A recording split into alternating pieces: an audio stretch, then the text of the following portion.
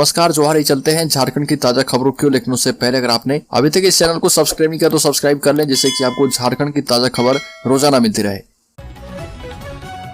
पहली बड़ी खबर, मुख्यमंत्री हेमंत सोरेन ने कहा कि बड़ा दुर्भाग्य है कि झारखंड की नियोजन नीति से दूसरे राज्यों के लोगों को बहुत तकलीफ हो रही है।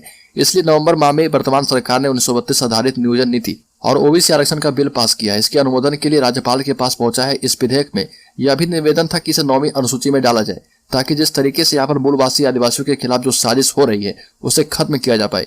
इसी विधेयक को जल्द से जल्द पारित करने के लिए राज्यपाल से आग्रह किया गया है, ताकि केंद्र सरकार के पास जल्द से जल्द इसे 9वीं अनुसूची में शामिल कर इस राज्य के नौजवानों के भविष्य को संरक्षित करने का काम हो पाए। और झारखंड में नियुक्तियों को लेकर जल्द होगी वैकल्पिक व्यवस्था। राज्यपाल से भेंट कर सीएम हेमंत सोरेन ने बड़ी बात कही। राज्यपाल से मुलाकात के बाद पत्रकारों से बात करते हुए सीएम हेमंत सोरेन ने कहा कि एक साजिश के तहत राज्य के मूलवासी, आदिवासी, अल्पसंख्यक और पिछड़े वर्गों के अधिकारों को छीना जा रहा है, जिसे सरकार किसी भी कीमत पर विरोधियों की साजिश को पूरा होने नहीं देगी। हेमंत सोरेन ने कहा कि जल्द सरकार राज्य में नियुक्तियों को लेकर वैकल्पिक व्यवस्था करने पर विचार कर रही है। सीएम हेमंत सोरेन ने कहा कि बीजेपी को छोड़कर सभी राजनीतिक दल के शिष्टमंडल राज्यपाल से मुलाकात की है। इस शिष्टमंडल में JMM, Congress, Rajad, RJD, CPM, AJSU, वाम दल समेत अन्य राजनीतिक दल के नेताओं ने शिरकत की। झारखंड हाईकोर्ट का जेपीएससी को निर्देश, 3 सप्ताह में कट ऑफ मार्क्स अपलोड करें आयोग। झारखंड हाईकोर्ट के जस्टिस डॉक्टर एसएन पाठक की कोर्ट ने 7वीं से 10वीं जेपीएससी संयुक्त सिविल सेवा प्रतियोगिता परीक्षा का कट ऑफ मार्क्स स्टेटमेंट एवं मॉडल आंसर जारी करने के मामले में दायर याचिका की सुनवाई की। अदालत ने प्रार्थियों का पक्ष सुनने के बाद जेपीएससी को 3 सप्ताह में कट ऑफ मार्क्स एवं मार्क्स स्टेटमेंट जारी करने का निर्देश दिया। साथ ही कहा कि जेपीएससी अपनी वेबसाइट पर इसे अपलोड करे और अगर ऐसा नहीं किया गया तो इसे कोर्ट के खिलाफ अवमानना का मामला शुरू किया जाएगा। सामाजिक प्रगति सूचकांक में झारखंड का परफॉर्मेंस सबसे कम, 43 अंक के साथ सभी राज्यों में सबसे निचले स्थान पर झारखंड मौजूद रहा। प्रधानमंत्री की आर्थिक सलाहकार परिषद EAC-PM ने राज्यों के सामाजिक प्रगति सूचकांक को लेकर एक रिपोर्ट जारी की है। इस रिपोर्ट में एक तरफ जहां पुडुचेरी, लक्षद्वीप और गोवा का प्रदर्शन सबसे अच्छा रहा, वहीं झारखंड और बिहार का प्रदर्शन सबसे खराब आंका गया। रिपोर्ट के मुताबिक झारखंड का SPI स्कोर सबसे कम 43 और बिहार का SPI स्कोर 44 रहा। झारखंड में जातीय जनगणना कराने की मांग, जातीय जनगणना की मांग को लेकर धरने पर बैठी अम्बा प्रसाद। बिहार और छत्तीसगढ़ की तर्ज पर झारखंड में जातीय जनगणना कराने की मांग को लेकर विधायक अम्बा प्रसाद विधानसभा परिसर में धरने पर बैठ गई। ये कहा कि ओबीसी की आरक्षण का प्रतिशत काफी कम है। केंद्र सरकार के द्वारा सोशियो इकोनॉमिक कास्ट सेंसस कराया गया था, उसकी भी रिपोर्ट नहीं आई है। अब बिहार ने जातीय जनगणना शुरू कर दी है और झारखंड में भी इसे किया जाए। वहीं माले के विधायक विनोद कुमार सिंह ने कहा कि वर्तमान सरकार के भी 3 वर्ष पूरे हो चुके हैं, लेकिन राज्य में नियुक्तियों का दरवाजा नहीं खुला। पहले रघुवर सरकार की त्रुटिपूर्ण नियोजन नीति रद्द हुई, अब वर्तमान सरकार की नियोजन नीति भी रद्द कर दी गई। इससे लाखों नौजवान निराश और हताश हो चुके हैं। अगली बार फिर से पुराने रास्ते पर झारखंड की सरकार, शराब का थोक कारोबार भी अब झारखंड सरकार ही चलाएगी। छत्तीसगढ़ की लॉबी की जाएगी बाहर। झारखंड सरकार अब शराब का थोक व्यापार भी अपने हाथ में लेने की तैयारी में है। Jharkhand state beverage corporation limited ही अब थोक व्यापार करेगा। सरकार का पक्ष है कि पहले लिखे गए फैसले की वजह से राज्य का राजस्व घाटा हो रहा और यही वजह है कि एक बार फिर से रणनीति बदलने की तैयारी है। बाजार में सभी तरह के ब्रांड की शराब की कमी राजस्व प्राप्ति करने में बड़ी चुनौती के रूप में सामने आ रही है। उत्पाद विभाग ने साफ कर दिया कि सरकार अब शराब के कारोबार से छत्तीसगढ़ की लॉबी को बाहर कर देगी और अब पहले की तरह ही फिर से JSBCL को शराब की होलसेलिंग का जिम्मा सौंपा जा रहा। अगली खबर, सरकारी शिक्षकों से नहीं लिया जाएगा गैर शैक्षणिक काम, शिक्षा मंत्री ने कर दी घोषणा। झारखंड सरकार ने राज्य के प्राथमिक, उच्च प्राथमिक, माध्यमिक एवं उच्च माध्यमिक विद्यालयों के प्रधानाचार्यों एवं शिक्षकों के स्थानांतरण रूलबुक में संशोधन किया है। साथ ही स्कूल शिक्षकों को गैर शैक्षणिक कार्य से मुक्त रखने का निर्देश जारी किया। झारखंड सरकार के शिक्षा मंत्री जगन्नाथ महतो ने भाजपा विधायक वीरेंद्र सिंह नारायण के एक अल्पसूचित सवाल के जवाब में ये जानकारी दी। यह सवाल विधानसभा के चल रहे शीतकालीन सत्र में विधायक से पूछा गया था और विधायक वीरेंद्र सिंह नारायण ने सवाल किया था कि बोकारो सहित राज्य के शिक्षकों को दर्जनों गैर शैक्षणिक कार्य में क्यों लगाया जा रहा। अगली सिर्फ कर्मचारी को एनपीएस का पैसा पाने का हक राज्य या केंद्र सरकार नहीं कर सकती, दावा। PFRDA का बड़ा बयान। राजस्थान, छत्तीसगढ़ और झारखंड ने भले ही ओल्ड पेंशन स्कीम को फिर से लागू करने का ऐलान कर दिया है, लेकिन इन प्रदेशों के लिए इसे फिर से शुरू करना आसान नहीं होगा। इन राज्यों ने ओपीएस को लागू करने के लिए पेंशन निधि विनियामक और विकास प्राधिकरण PFRDA से अपने अपने हिस्से की एनपीएस के तहत जमा राशि वापस देने की मांग की है। इस संबंध में केंद्र को अनुरोध पत्र भेजा गया था, लेकिन PFRDA ने साफ कह दिया कि नेशनल पेंशन सिस्टम के तहत जमा होने वाली राशि का भुगतान सिर्फ उस व्यक्ति को ही किया जा सकता है जो एनपीएस में पैसा जमा कर रहा। राज्य सरकार या केंद्र सरकार उस राशि पर कोई दावा नहीं कर सकती और न ही एनपीएस में जमा पैसा किसी भी सरकार को रिफंड किया जा सकता। यानी इन सभी राज्यों में पुरानी पेंशन योजना लागू करना बहुत ही मुश्किल है। अगली खबर, पलामू में दुपट्टा हटाओ तभी पढ़ाएंगे। बोलने वाले प्रिंसिपल व गिरफ्तार। डीसी के निर्देश पर एसडीएम ने की जांच। पलामू में एक स्कूल के शिक्षक पर गंभीर आरोप लगे। छात्राओं ने आरोप लगाया कि प्रिंसिपल क्लास में ये कहते थे कि दुपट्टा हटाओ तभी पढ़ाएंगे। इस मामले में कार्रवाई करते हुए पुलिस ने आरोपी शिक्षक को गिरफ्तार किया है। आरोपी प्रिंसिपल को गिरफ्तार करने के बाद न्यायिक हिरासत में भेज दिया गया है। दरअसल पलामू के पांडु थाना क्षेत्र के राजकीय उत्क्रमित मध्य विद्यालय के प्रिंसिपल विश्वनाथ राम पर यह आरोप लगा था कि वह स्कूल में छात्राओं को दुपट्टा हटाने के लिए बोलते हैं। विश्वनाथ राम पर छात्राओं ने कई गंभीर आरोप भी लगाए। अलखर आजसू पार्टी के केंद्रीय महासचिव एवं गोमिया के विधायक डॉक्टर लंबोदर महतो ने कहा कि स्थानीय नीति, नियोजन नीति एवं आरक्षण ये तीनों विषय झारखंड एवं झारखंडियों के वजूद एवं उनकी भावनाओं से जुड़े मुद्दे हैं।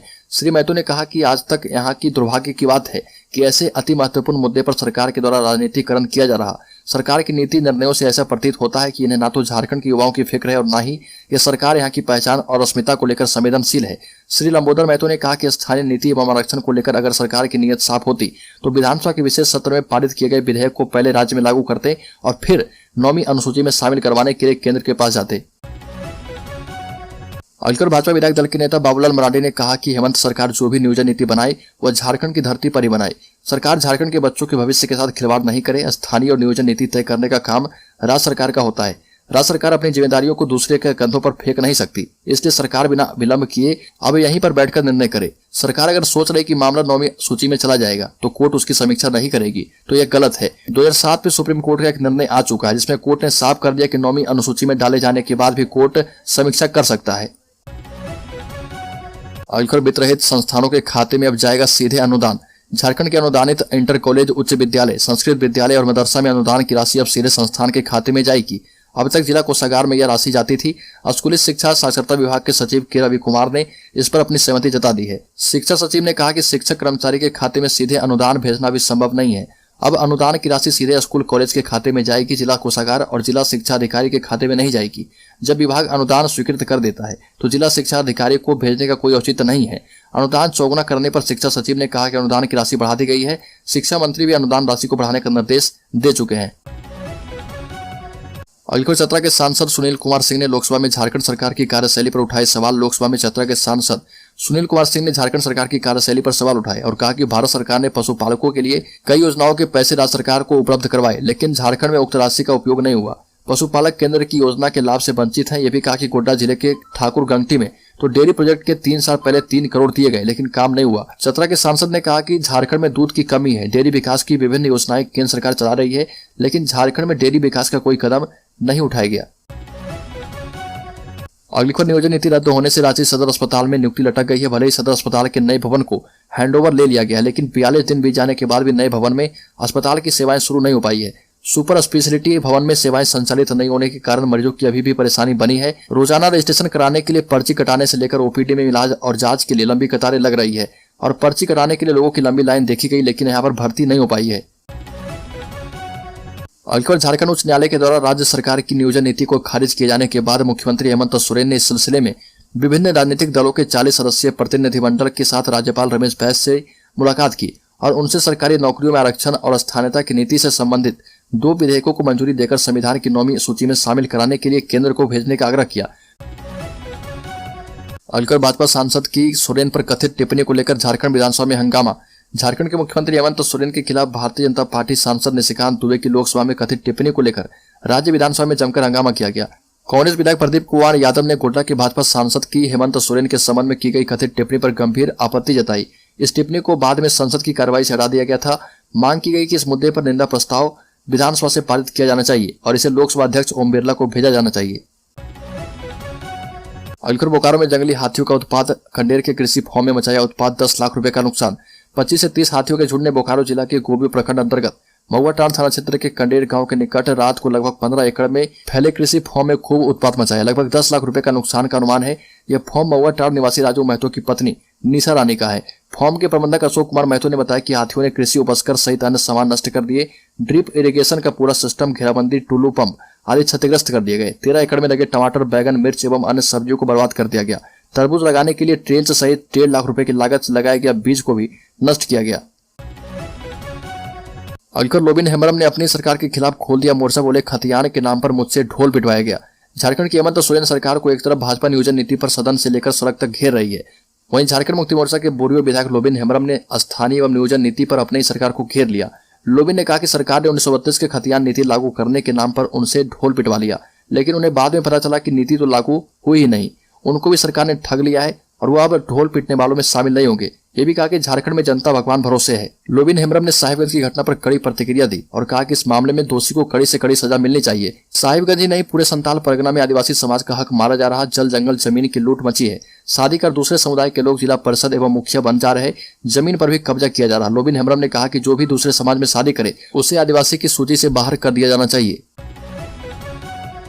झारखंड सरकार ने माना कि 3 साल में जेएसएससी से सिर्फ 357 कर्मियों की नियुक्ति हुई है। झारखंड विधानसभा के शीतकालीन सत्र के तीसरे दिन सदन की कार्रवाई शुरू हुई और विधानसभा में झारखंड सरकार ने माना कि 3 साल में जेएसएससी से प्रदेश में सिर्फ 357 नियुक्तियां हो पाई है। भाजपा के विधायक अनंत ओझा के अल्पसूचित प्रश्न पर सरकार की ओर से यह जवाब दिया गया। अनंत ओझा ने पूछा था कि क्या यह बात सही है कि राज्य में विभिन्न विभागों में स्वीकृत पद की तुलना में सिर्फ 35% पदाधिकारी और कर्मचारी पदस्थापित हैं, जिससे सभी विभागों के कार्यों में प्रतिकूल असर पड़ रहा। इसके जवाब में सरकार की ओर से बताया गया कि गृह, कारा एवं आपदा प्रबंधन विभाग के द्वारा गठित नियुक्ति रूलबुक के आधार पर झारखंड वैज्ञानिक प्रतियोगिता परीक्षा 2021 के तहत 58 रिक्त पदों की नियुक्ति के लिए अध्यक्ष विभाग को अनुशंसा भेजी गई है और अब तक झारखंड स्टाफ सिलेक्शन कमीशन से सिर्फ 357 कर्मियों की नियुक्ति हो पाई।